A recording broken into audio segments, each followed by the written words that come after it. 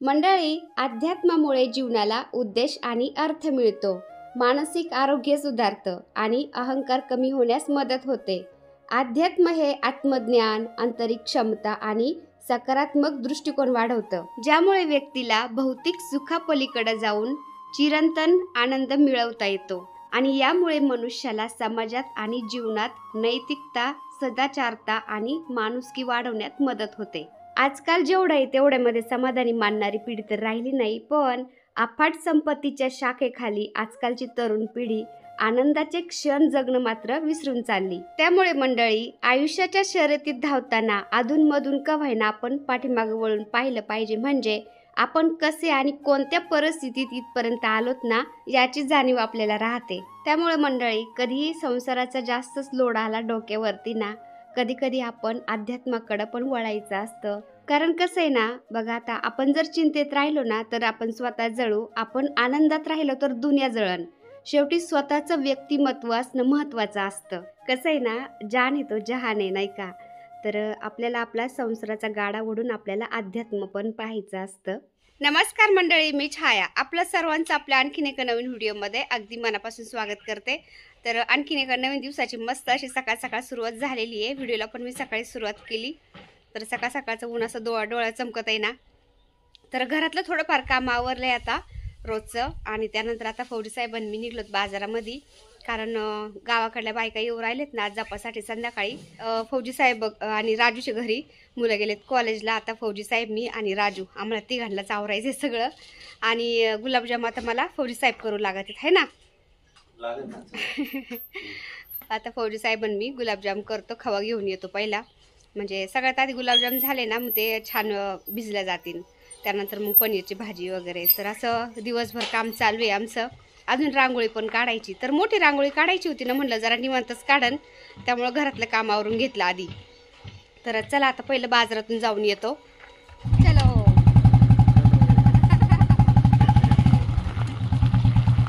Scarf नाही घेतलं, चला काय कडक ऊन नाही, अजून कवळच आहे. हा, इथं जायचं म्हणा. आता संध्याकाळी गावाकडून बायका येणार होत्या ना आपल्या घरी जपासाठी. तर त्या कधीच्या नवत येणार होत्या ना आपल्या घरी, म्हणलं तसंच त्या जायच्या, मग चांगलं वाटत नाही ना. मग सगळ्यांच्यासाठी मी ओटी भरायला पीस घेतले, आणि पीस घेतल्यानंतर आम्ही आलो पनीर घ्यायला, कारण पनीरची भाजी पण करायची होती ना.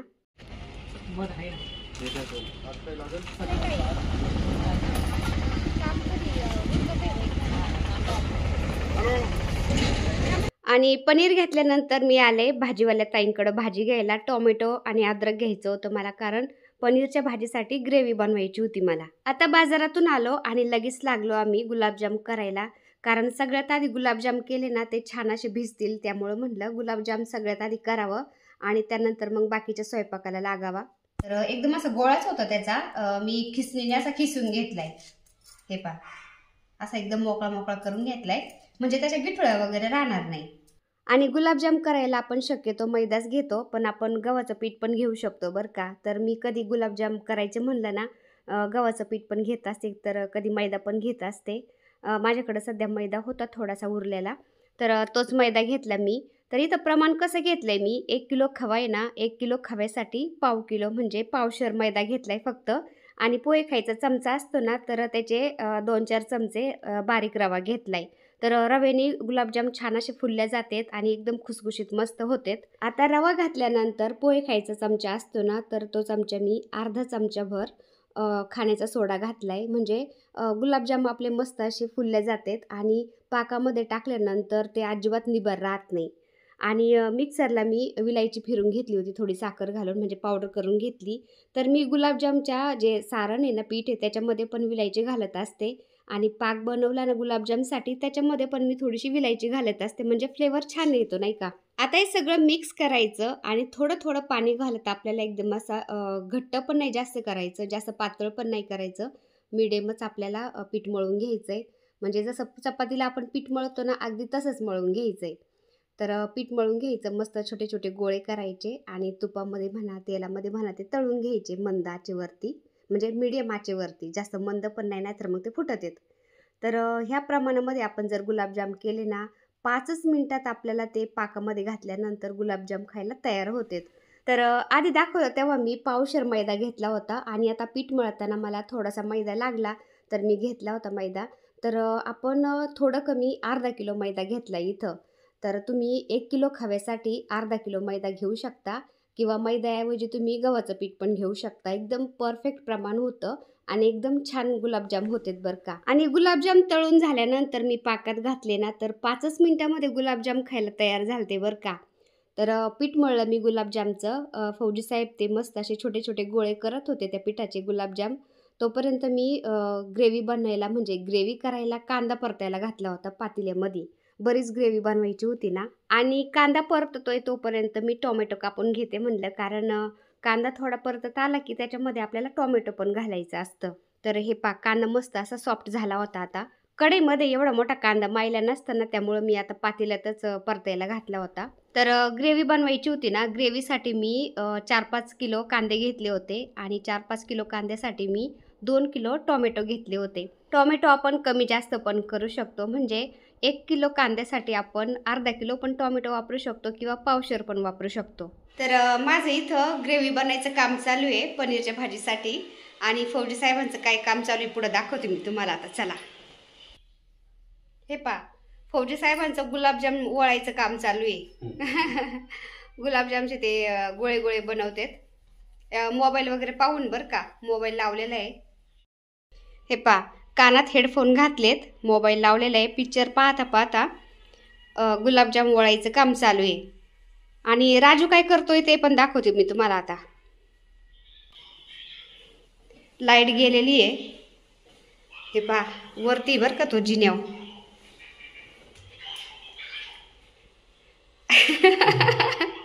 हे पहा, मोबाईल इथं लावलाय आणि तो पण मोबाईल पाहता पाहता लसण सोलतोय इथं.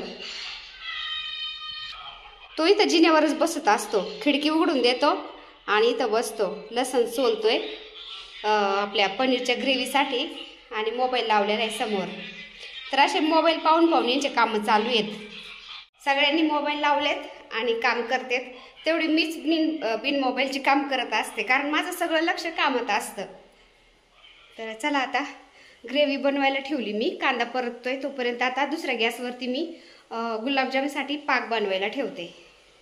आता गुलाबजामचं तर प्रमाण सांगितलं मी तुम्हाला, पण आता पाक कसा बनवायचा ते पण सांगते.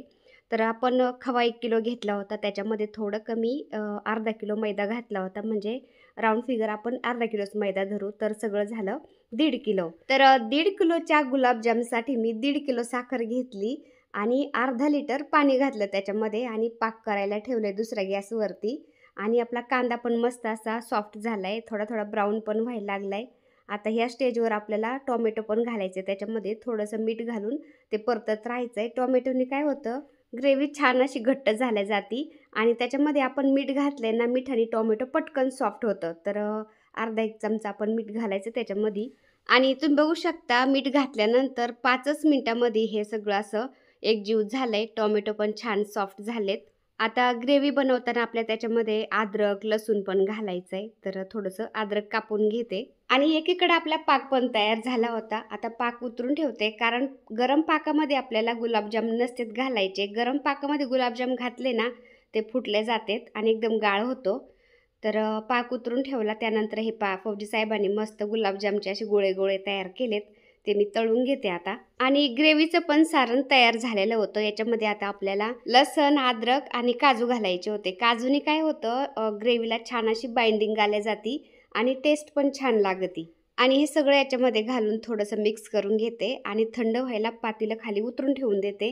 तर हे थंड झाल्यानंतरच आपल्याला मिक्सरला ती एकदम बारीक पेस्ट करून घ्यायची त्याची, म्हणजे ग्रेव्ही करून घ्यायची. त्यानंतर आपल्याला ते पुन्हा परतायचं असतं, तर पुढं दाखवतेच मी तुम्हाला. आणि ह्या स्टेजवर आपण याच्यामध्ये आता लाल मिर्च पावडर किंवा काश्मीरी लाल मिर्च पावडर पण घालू शकतो, किंवा नंतर आपल्याला ग्रेव्ही गरम करायचीच आहे ना वाटून घेतल्यानंतर, तर आपण तेव्हा पण लाल मिर्च पावडर किंवा काश्मीरी लाल मिर्च पावडर घालू शकतो. तर मी नंतरच घालते आता. काश्मीरी लाल मिर्च पावडरने काय होतं, ग्रेव्हीला खूप छान लाल कलर येतो. आणि गुलाबजामचा पाक पण तयार झालेला होता. आता तो मी उतरून ठेवते. आणि आता गुलाबजाम तळायला लागले मी. तर सगळेच कामं संगत चालू होते माझे जसं होईल तसं. कारण संध्याकाळपर्यंत सगळा स्वयंपाक पण झाला पाहिजे, रांगोळी पण काढून झाली पाहिजे, घरातलं सगळं आवरायचं पण झालं पाहिजे. म्हणजे गावाकडले सगळे पाहुणे आले ना, त्यांचं मस्त असं स्वागत झालं पाहिजे. त्यामुळं कामाची अशी माझी चालू होती घाई गडबड. गुलाबजामला मस्त असा कलर आला होता, मी काढून घेतले आणि बाकीचे पण असेच तळून घेते आता. तर गुलाबजाम झाले तळायचे, मी थंड व्हायला ठेवले. म्हणलं नंतर पाकामध्ये घालन ते आता. तोपर्यंत म्हणलं आता हळदीचं लेपन करायचं आहे. मला हळदीने सारून त्याच्यावरती मस्त मोठी रांगोळी काढायची होती ना, तर ते ओल्यामध्ये रांगोळी नाही काढता येत लगेच ना. म्हणलं हळदीने सारवते आणि थोडं सुकल्यानंतर मग त्याच्यावरती रांगोळी काढता येईल. रांगोळीची तयारी कशी करायला लागली मी, कारण अर्धं काम उरकतच आलं होतं. कारण ग्रेव्ही झाली म्हणजे भाजी झालीच आणि गुलाबजाम पण झाले होते. नंतर फक्त मला डाळ भात आणि चपात्या करायच्या होत्या. आणि गावातल्या बायका आणि जाऊबाई बोलल्या होत्या की चपात्या आपण आम्ही आल्यानंतर करू मस्त गरम-गरम. तर त्यामुळं मग बाकीची एवढी तयारी करत होते मी. हळदीने सारवल्यानंतर थोडंसं बसले मी ते सुकूपर्यंत, कारण सकाळपासून चालूच होते ना काम. तर थोडासा आराम केला 5-10 मिनटं ते सुकूपर्यंत. ते सुकल्यानंतर मग हळदीचं लेपन केलं उंबरठ्यामध्ये, छान असं रांगोळी काढली उंबरठ्यामध्ये. आणि पोर्चमध्ये मी हळदीने सारवलं होतं ना रांगोळीसाठी, तर त्याच्यावरती मी गायत्री पद्म रांगोळी काढते. तर एकसारखे ठिपके येण्यासाठी मी छोटंसं झाकण आहे ना, त्यांनी माप घेतलं व्यवस्थित आणि ठिपके काढले. त्याच्यानंतर गायत्री पद्म रांगोळी काढते, म्हणजे एकसारख्या लाईनी आल्या जातात, एकदम छान वाटते रांगोळी. आणि अंदाजे जर आपण ठिपके मांडले ना, मग काय होतं इकडं तिकडं ते आकार व्यवस्थित येत नाही, जरा वाकडा तिकडं आला जातो.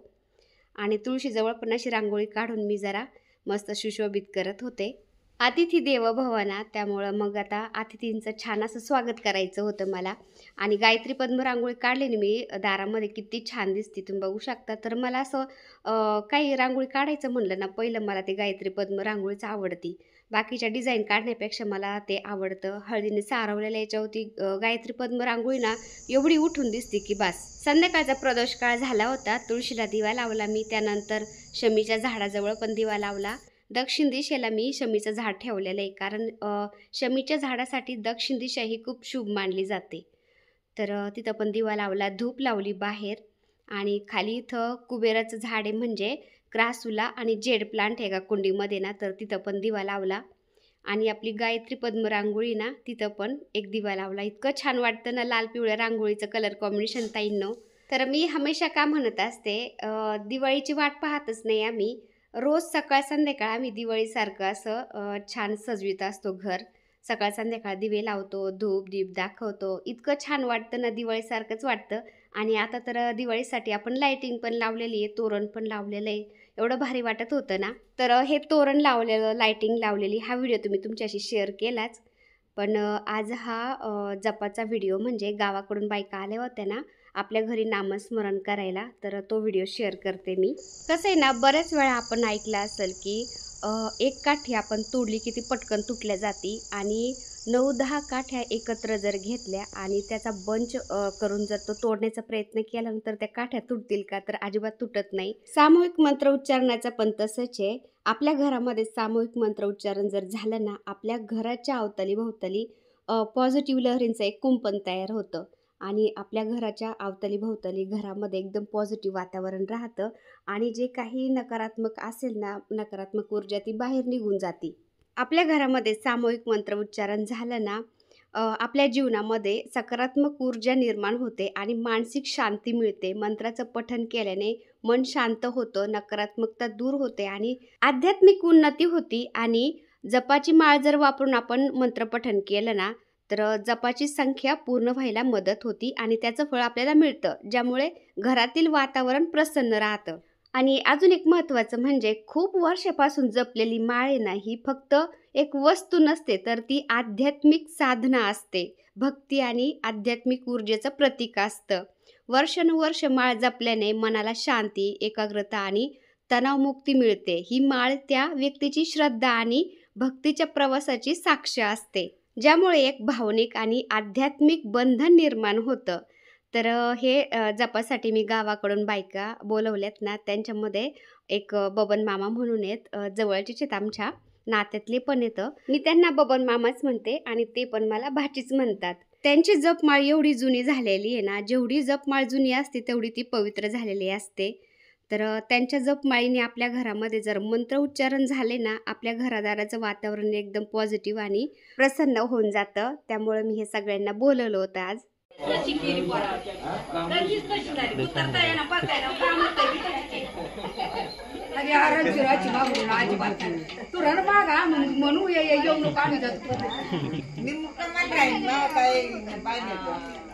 पाहुणे मला आता वाटत पाहुण्याची बेडी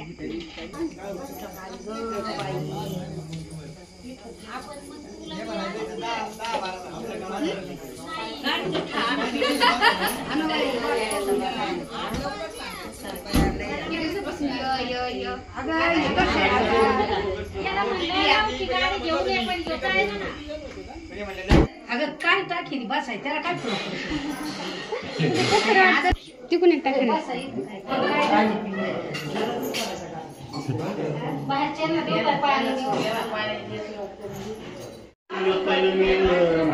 तर सोफ्यावरती दोघं बसलेले आहेत ना, पलीकडले बबन मामा आहेत आणि अलीकडले तात्या मामा आहेत. तर हे दोघं आणि ह्या गावातल्या बायकांची टीमच आहे सगळ्यांची. तर कुठं असं जप असले ना, सगळ्या मिळून जातात आणि त्यांच्या इथं ते मस्त असं मंत्र उच्चारण करतात. घरामध्ये म्हणा, कुठल्या मंदिरात म्हणा, तर त्यांच्याकडून सुद्धा अशी सेवा झाल्या जाती.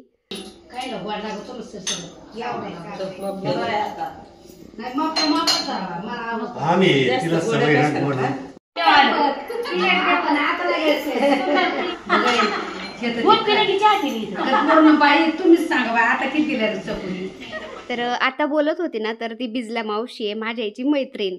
तर मी तिला बिजला मावशीच म्हणते मग.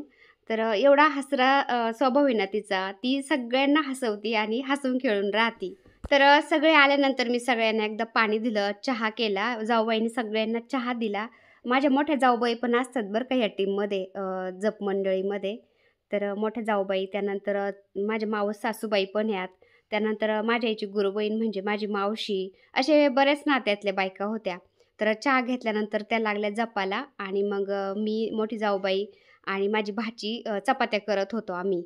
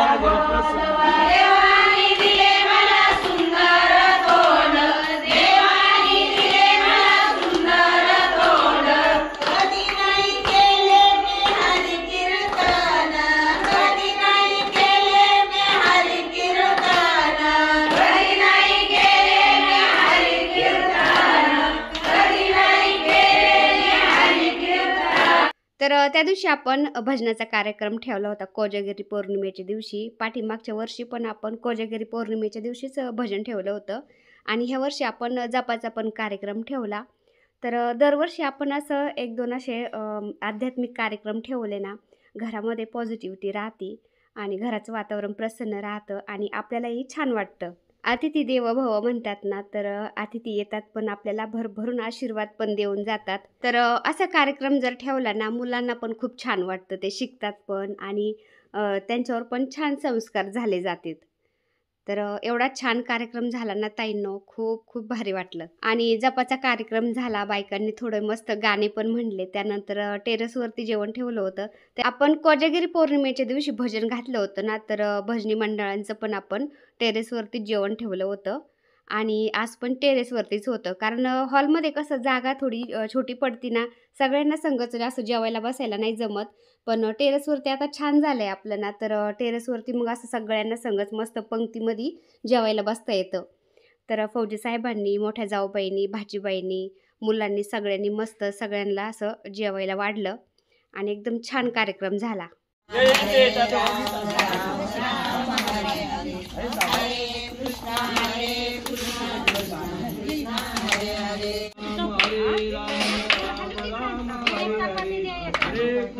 हरे कृष्ण कृष्ण कृष्ण हरे हरे हरे हरे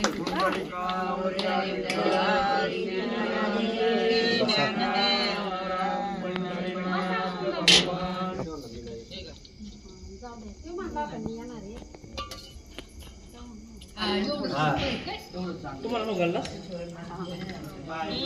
चपाती बनला बघा. सगळ्यांची जेवणं झाल्यानंतर मी सगळ्यांच्या पाया पडले आणि सगळ्यांनी भरभरून आशीर्वाद दिले बरं का. तर जेवणं झाल्यानंतर सगळ्या निवांत बसले होत्या. मी सगळ्यांच्या पाया पडत होते आणि काही जणी चौपाळ्यावर मस्त झोका खेळत होत्या. तर झोका कोण खेळत होत्या? माझ्या लेकी आहेत बरं का, ह्या माझ्या चुलत जावच्या मुली.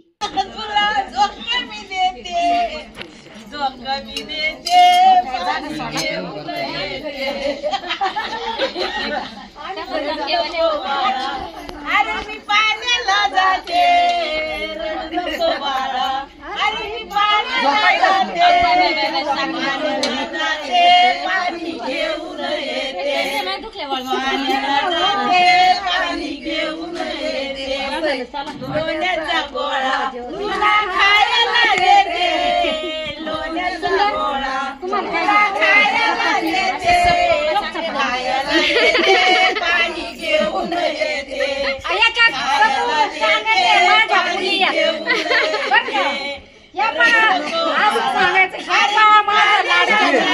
तर इथं माझ्या मोठ्या जाऊबाई मला सांगत होत्या व्हिडिओमध्ये, सांग हे पहा माझ्या लाडक्या मुली कशा झोका खेळत्या. तर मस्त झोका खेळत होत्या आणि छान छान गाणे पण म्हणत होत्या. आणि इथं राजूचा मित्र आणि भाचीचा मुलगा बालू जेवण पण करत होते. आणि सगळ्या हॉलमध्ये आलो मग आम्ही आणि मी सगळ्यांच्या वट्या भरत होते. मग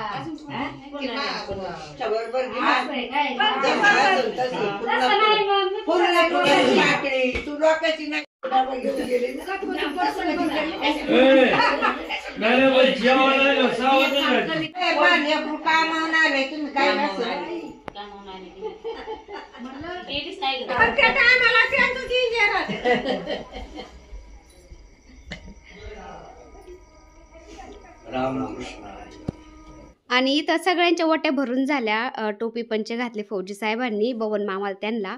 आणि त्यानंतर आता ही माझ्या पाया पडती नाही, माझ्या चुलत जावाची मुलगी आहे बघा. माझ्या वयाने खूप मोठी आहे पण मी तिची नात्याने चुलती लागते ना, तर मग ती माझ्या पाया पडली आणि मग बाकीच्या सगळ्यांच्याच पाया पडली. तर मीच सगळ्यात लहान आहे बरं का, बाकीच्या सगळ्या मोठ्या आहेत नातवंड परताला सगळ्यांना.